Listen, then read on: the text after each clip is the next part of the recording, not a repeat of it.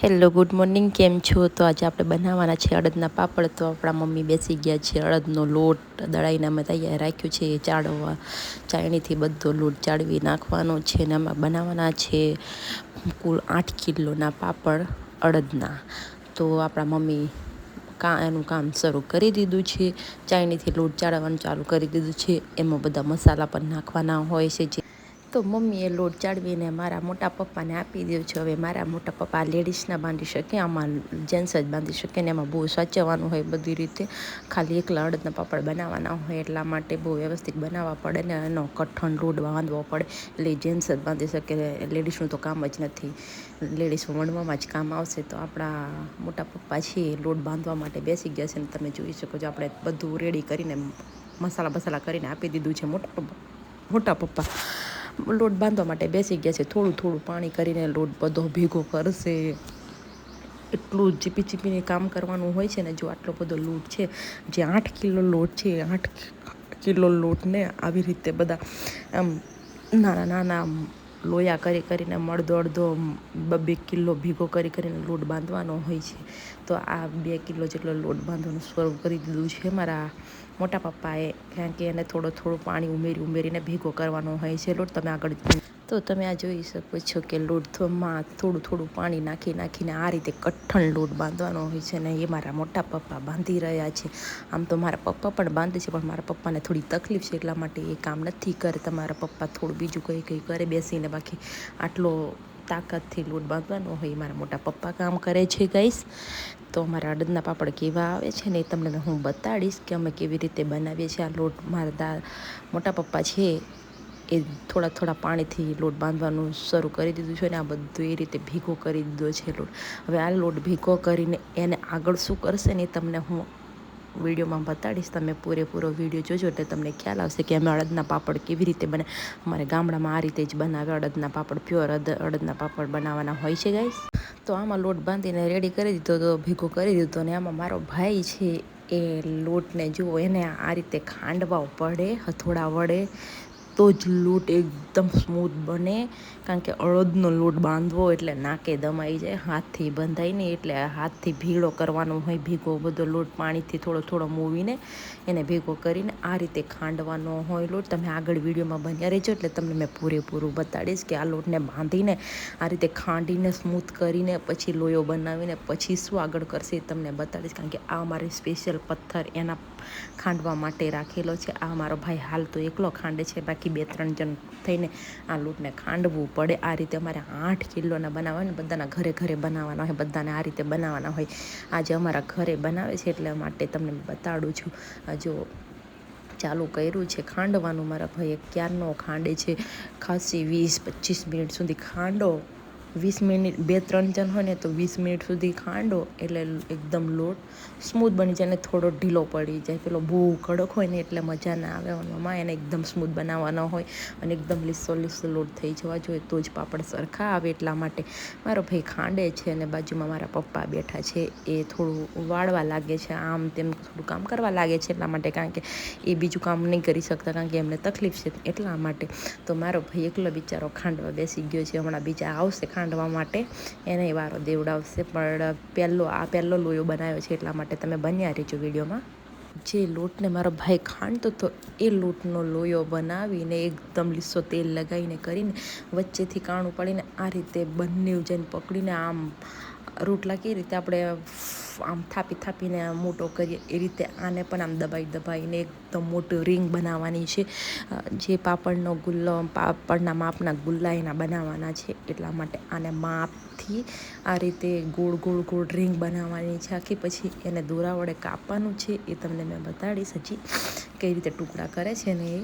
પણ આ રીતે હમણાં તેલ લગાવીને છે ને આખી મોટી રિંગ બનાવશે. ગુલ્લા માપના પડે ને એ રીતે. એક બાજુ ખાંડવાનું પણ ચાલુ જ છે હજી તો.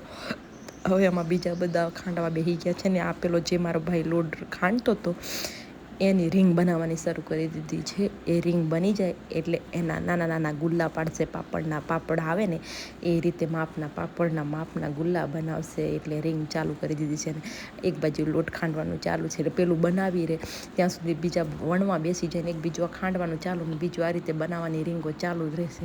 એટલે માપના ગુલ્લા પાડવાના હોય એટલે આ રીતે રીંગ બનાવવી પડે. તો એમાં બહુ બધા માણસો જોઈએ તો જે ઘરના પાપડ બને. તો ગાઈ જો આટલી મોટી રીંગ કરી દીધી છે ને આ બાજુ હજી લોટ ખાંડવાનું ચાલુ છે. ને મારા મોટા પપ્પા પણ ઉઠીને બહાર આવી ગયા છે ઘરમાંથી કે કેટલે હજુ આવ્યું એટલા માટે. પેલી બાજુ મારો ભત્રીજો ખૂણામાં દબાઈને બેઠો છે. મારા પપ્પાને એક બીજા બાજુવાળા કાકા છે એ રીંગ બનાવવાનું શરૂ કરી દીધું છે. અને માપના ગુલ્લા પડે એ રીતે રીંગ બનાવવાની છે કારણ કે એનો માપ જ કરવાનો હોય એટલા માટે. જુઓ તો ફાઇનલી આપણે ગુલ્લાના માપની રીંગ થઈ ગઈ છે. હવે ગુલ્લા પાડશે તમને બતાડું છું. તમે જોઈ શકો છો હું દૂરથી બનાવું છું કારણ કે એ લોકો બધા કામ કરતા એટલે બહુ નજીક જઈને હું વિડીયો નથી લઈ શકતી. કારણ કે જો કટિંગ કર્યા ને જો મારા પપ્પા તમને સામે દેખાઈ રહ્યા હશે એ દોરાથી કટિંગ કરે છે કે કઈ રીતે ગુલ્લા પાપડના માપના ગુલ્લા બનાવે છે. એ દોરાથી કટિંગ કરવાના છે. પેલા કાકા છે એ તેલ લગાવીને નાના ટુકડા કર્યા છે. એના તેલ લગાવીને આમ લીસા કરે છે. અને આ બાજુ બે જણ થઈને પાપડના લોટને ખાંડવાનું શરૂ કરી દીધું છે. એક બાજુ મારા મોટા પપ્પા ઊભા છે અને મારા પપ્પા માપના ગુલ્લા પાડે છે. તમે જોઈ શકો દેખાય છે તમને ગાય સામે દેખી રહ્યા છો તમે. પાપડ આવે એટલા માપના એના ગુલ્લા બનાવવાના હોય છે. બધા ગુલ્લાને પછી લેડીસો બધી ભેગી થશે એટલા પાપડ બનાવશે. એ પણ તમને બતાડીશ કે લેડીસો અમારે કેટલી ભેગી થઈ છે. અમારે તો ઓછા બનાવતા બધા 10, 12, 15 કિલોના બનાવે. અમે 8 જ કિલોના બનાવ્યા છે. એટલા માટે અમારે લેડીઝ પણ ઓછી બોલાય છે. એટલી બધી લેડીસો તો નથી. તો બી તમને બતાડીશ કે પાપડ કઈ રીતે મારે બનાવે છે. ને એ પણ આ જો પાપડના માપના ગુલ્લા બનાવે છે. ને આ બાજુ બે જણ થઈને લોટ ખાંડવા. તો ફાઇનલી ગઈશ તો એ માપના ગુલ્લા બનાવ્યા હતા. તમે દેખાય છે તમને આ રીતે રાખવા પડે જેથી પવન એને લાગે તો સોરાઈ ના જાય. એટલા માટે કડક ના થાય એટલા માટે આ છે એરંડાના પાન. એરંડાના પાનથી એને અમે ધોઈને રેડી રાખ્યા હતા એરંડાના પાનને. તો એમાં ઢાંકીને રાખવા પડે છે. ને બધાના પોતાના વાટકાઓમાં આપી દીધા છે. એના પાપડ વણવાનું ચાલુ છે. એટલા કડક પાપડ હોય ને તમને હાથની હથેળીઓ દુખવા માંડે સાંજ પડતા. તો એટલા કડક હોય આ ગુલ્લા. બહુ પાપડના ગુલ્લા હોય ને બહુ કડક હોય એટલે દાબીને પાતળા એકદમ વિલણથી વણવાના હોય પાપડના. કારણ કે એને દાબી ના શકો દબાયેલા પાપડ બની જ ના શક્યા. કારણ કે એકદમ કોઈ મિશ્રણ નથી હોતું. એકલો અડદનો લોટ હોય ને અડદનો લોટ તો કેવો ચીકણો હોય તો તમને બધાને ખબર જ હશે ગાઈસ. અને અમારે દર વર્ષે હોળીના ટાઈમ પર આ બનાવવાના જ હોય છે પાપડ. એટલા માટે અમારે બનાવવા જ પડે કારણ કે અમારા સમાજમાં બનાવવું જ પડે. સમાજમાં મતલબમાં જે ખાતા હોય તો બનાવે જ પણ અમારે તો બનાવે જ છે. અમારા ગામડામાં તો બધા મોસ્ટ ઓફલી બધા બનાવે છે. તો પાપડ તમે જોઈ શકો છો અમારા ભાભી વણતા છે પાપડ. સામેવાળા માસી આવ્યા છે. અમારા પાછળવાળા માસી આવ્યા છે. બાજુવાળા માસી આવ્યા છે. બધા 3, 4, 5, 6 માસી આવ્યા છે. ને મારા ઘરના ભાભી છે. ને મારા મમ્મી તો આમ તેમ પાપડ સુકવવા જવા લેવા જવા એવું કરે છે. તમે અમારે અને આ પાપડને આ રીતે ટોપલી પર મૂકવો પડે છે ગાઈસ. તમે જોઈ શકો છો ને પેલા સામેવાળા માસી મારા મોટા મમ્મી પણ પાપડ બનાવે છે. પેલા માસી પાપડ બનાવે છે. આ બાજુવાળા માસી પાપડ બનાવે છે. આ બાજુ મારા ભાભી પાપડ બનાવે છે. ને આ ગુલ્લા છે પાપડના એના અમારે ઢાંકીને રાખવા પડે છે. જોઈ શકો છો જો આ પાપડના માપના ગુલ્લા બનાવીને દોરાથી કાપીને તૈયાર કરી દીધા છે. એને મૂકી દીધા છે. આ રીતે ઢાંકવા પડે કારણ કે એ સરાઈ ના જાય એટલા માટે એને ઢાંકીને રાખવા પડે છે ગાઈસ.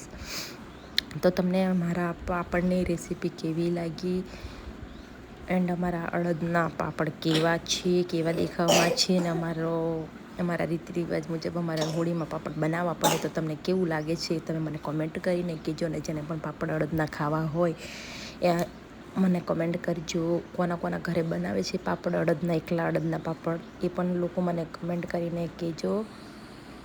અને જેને ખાવું હોય અમારા ઘરે આવી જજો. અમારા હોળીના મેળા ભરાય છે. અમારે હોળીમાં પાપડી ખાવાનું હોય છે. અમે ચોખાની પાપડી પણ બનાવીએ છીએ ઓર કણકીની ઓર અડદના પાપડ અમારે સ્પેશિયલ હોય છે. અમારે સ્પેશિયલ હોળીનું તહેવાર એવું માનવામાં આવે તો અમારે અડદનો પાપડ બનાવવા જ પડે. એ ફાઇનલ છે. એટલા માટે અમારે આ બનાવવાનું શરૂ કર્યું છે. તો આટલા મોટા પાપડ બને ને અમે 8, 10 કિલોના પાપડ બનાવીએ. અને આ પાપડને તમે શેકીનું શાક બનાવો ને ડુંગળી નાખીને તો બી એટલું મસ્ત લાગે શાક.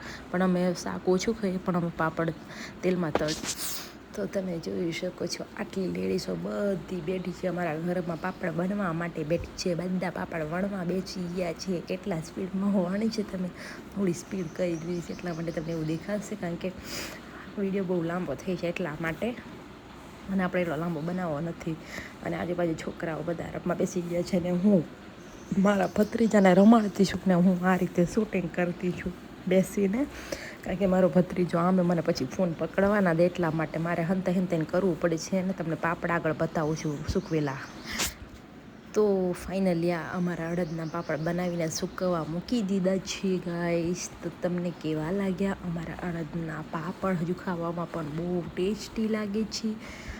આ જેટલા જેમ વણાય એ રીતે અમે સૂકવવા માંડ્યા છે. મારા મમ્મી સૂકવે ને જે સૂકાઈ જાય એને લઈ લેવા પડે ભેગા, બહુ તડકો નહીં. અને ગમ્યો હોય તો લાઈક શેર કોમેન્ટ કરજો.